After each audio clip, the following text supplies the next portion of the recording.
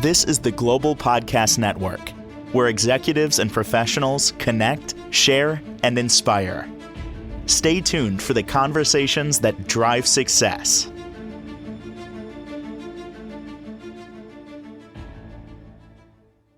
We are joined live today by Nancy Welch. Once again, she's a Reiki master, animal intuitive, and owner of Balancing Connections.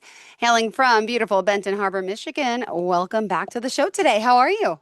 I'm good, Jill. How about you? I'm doing great. Great to see you here. It's our first Zoom, so that's nice to It always is. connect with someone, even though energy is virtual through the phone, through the internet, through time and space, I guess. But it's good to Yeah. see you here face to face today. Yeah. For those that don't know, Nancy, explain to us a little bit about your company and what it is you do before we get started and dive into today's focus. Okay, Balancing Connections is mainly focused on animal Reiki, uh, but I also do some intuitive connections.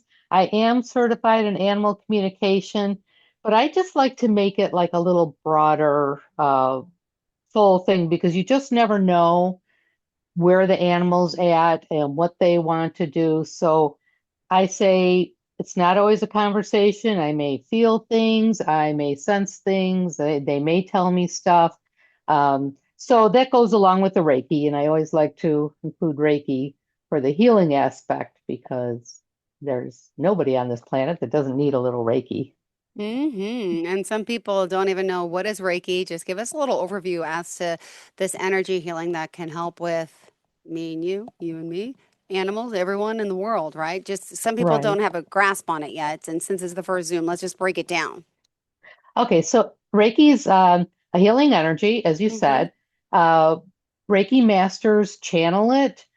We do not have to touch you. We do not have to be in the room with you. As you said, energy knows no bounds, but it can go through and Yeah. clear out your energy field every day when we're out in the grocery store or whatever. We're picking up like everyone else's stuff. Little pieces of that are sitting in our energy field, or we're stuck in traffic and we're all frustrated and flustered and Mm-hmm. everything, all the energy centers and the energy around your body get out of whack. All the time. So yeah, yes, every day, minute to minute. So we go in and get things kind of smoothed out, balanced out, the chakras working appropriately, not too much, not too little, and get the energy flowing again and your energy fields cleared out. And you just feel like yourself again. You just feel like, oh, this is how I'm supposed to feel all the time. Well, animals have the same issues, and then Oh. they are with us, and guess what? They pull all of our stuff off too because they're trying to help us. It's what, one of their things to do. I'm going to take all this stress off of mom, but it shows up in their behavior as well. So I like Oh. to help them. Oh my goodness. I love it. Well, thank you, thank you, thank you. So for today, I mean, for people that are, not aware, but you're helping so many parents of animals, right? I want to hear more about balancing connections and what you're doing because it's pretty amazing and how it all works. So break it down. Go ahead. Okay, well, through Reiki, helping them.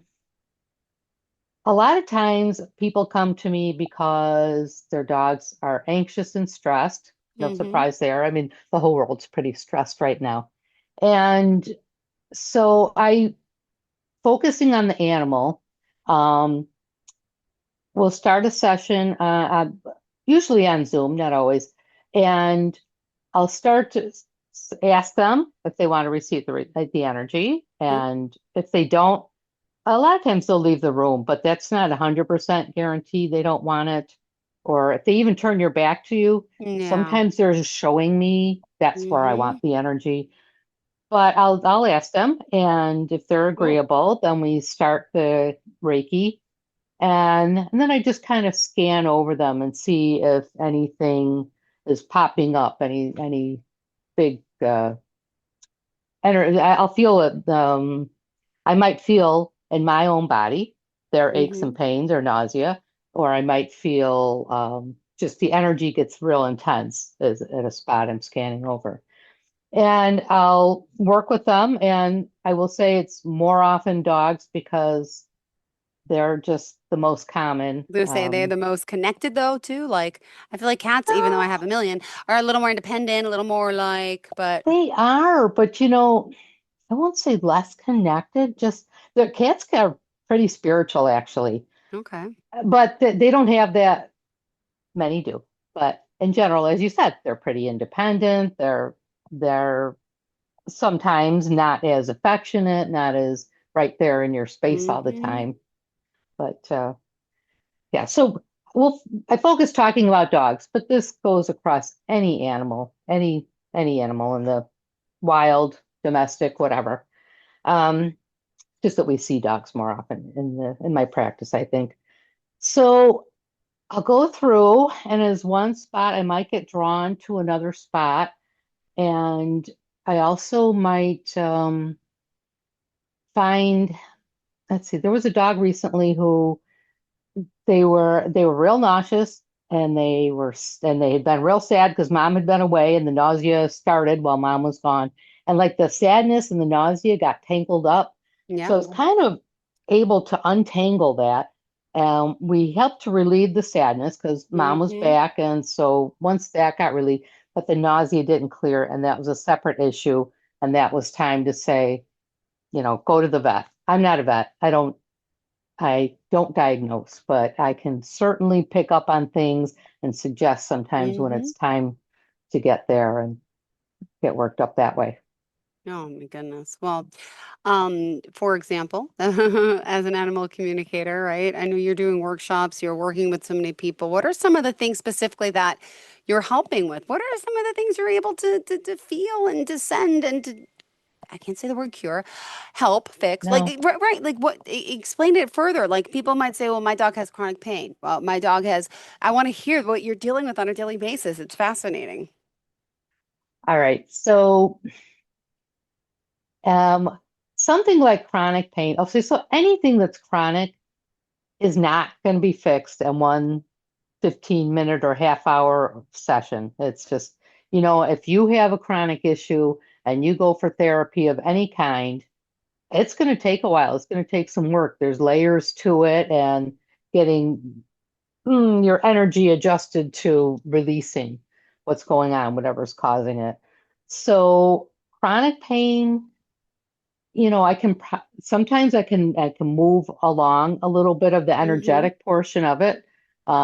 We send healing energy to it, Okay. and sometimes you'll get some release, and it might be or relief. It might be just for a little bit, um, sometimes longer. But Okay. in those situations, you definitely need multiple sessions because it's um, it's just not usually going to happen in one time. Sometimes I can sense kind of an untwisting or a letting go of things. And then I know in me when this happens, like you just poof, everything starts flowing through again.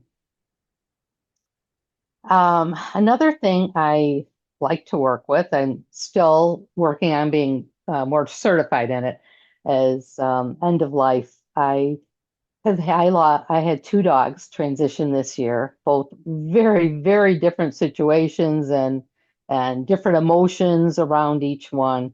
And um, I just feel so strongly when people are dealing with this, how to, how important it is to get your own energy uh, relaxed and accepting and um, pulling out of that initial panic and shock when maybe you've just found out that they've got some uh, disease, a cancer or something that's pretty rough, and how you can help your animal to transition more gracefully and smoothly. And there's so many things we can do. It can't usually stop if it's a real end of life situation, but there are a lot of things that Reiki can do to help ease that, and that just advice wise, we can offer Reiki to the humans, offer Reiki to the animal because they're upset because they know you're upset, number one, and they don't want to leave you feeling like that. They love us so much that they're so concerned about how we're feeling. Um, so oftentimes animals will hang on longer because they know how much you don't want them to go. Um, and helping them to accept that animals are much better at this than people are. They know it's just a transition, and I don't look at death as a permanent situation. Um, but it doesn't mean I don't grieve when my animals leave. Even if Mhm. I can connect to them afterwards, it's still definite grief because, they're not sitting on my lap right now, or they're not they're not jumping in the car to go for a walk with me. So Mhm. what else would we focus on? Being there at the time of transition is an Yeah. awesome time to have Reiki. You're not only the human's comfort, but the animal, sending them with that peaceful, relaxed, healing feeling as they're crossing. It can really smooth the transitions out significantly, from what I understand, what I'm told and being shown and such. Uh, that it's just a beautiful time to be able to help them. Mm. Um, yeah. And you've done that recently? I lost, well, my Lakey, Mhm. my 125-pound Newfie girl. She was 12 years old and she left recently. But in that case, we had plenty of notice that she was aging. We knew she was aging. She was Yeah. 12-year-old Newfie, and she was showing signs of slowing down a lot. And we knew it was coming, and we had lots of time to do things with her, like take her out for ice cream almost every day and feed her all the junk she could ever want because in our case, she did not lose her appetite at all. Um, and, just spending time with her and talking about it. And it was just, I was panicked at first too, and I know Yeah. a lot, but, we um, managed to really spend more time, and I'll say more quality time, and try to take her some more of her favorite places and more favorite things to do. And, knowing that you were able to give them that towards the end, just feels great. And there's no guilt in the assisted transitions and euthanasia. It just, we're doing what we have to do out of love, and they're very accepting of it. Yeah. Mm. Well, sometimes you mentioned you give Reiki all the time, right? To your your friends, your animals, your pets, and Yeah. when it comes to, adults or people, you're supposed to have like permission. Do you get a permission from an animal? You could just sense if they want it. I mean, and I also just want to hear these stories about people, the dogs that you've worked on and animals because it's beautiful. Well, yes, I get permission. And a little bit of that is because I also communicate with them, but I'll say I have kind of a deal with Reiki, or it's just not a deal. I've asked Reiki that if I don't obviously know that the animal doesn't want it, that the Reiki won't flow. And I feel Reiki's very strongly coming through my hands. So if I don't feel the Reiki flowing, I'm pretty sure they've said no. If the Reiki's pouring out, but sometimes I'll be out walking my dog and we encounter other dogs and I'll pet them and the Reiki's starting up. I'm like, they're inviting it in, even though, we're not out to do a session or anything. So it does, for me, it does work that way, luckily. That, you should never try and force energy on anybody. No person, no animal, nobody. You gotta have permission from anybody, even my plants, but I don't think a plant has ever said no. And energy. And then they say the water, I'm sorry, the water you drink, right? You can put energy into that, Yeah, the food and all that. yeah, yeah, Hmm. absolutely. Because you think about it, putting healing energy into the water I'm going to drink, then that water's going to go into me, and I've just received a higher vibrational water and Reiki in there for me. So I think that, and when I do Reiki to food as I'm cooking, I think it ends up tasting better, at least to me. I like my own cooking though, so I might be biased. No, I know you can't, you're not a vet, right? So you're Not a not, vet. exactly. So you're not here to treat or diagnose, but are there a lot of times you can kind of interpret or feel what that dog is going through? I mean, because I've had times where people brought their dog, cats to the vet, tell you it's something else, and then realize it's something else later. But some people can sense that maybe something else is really wrong with the animal.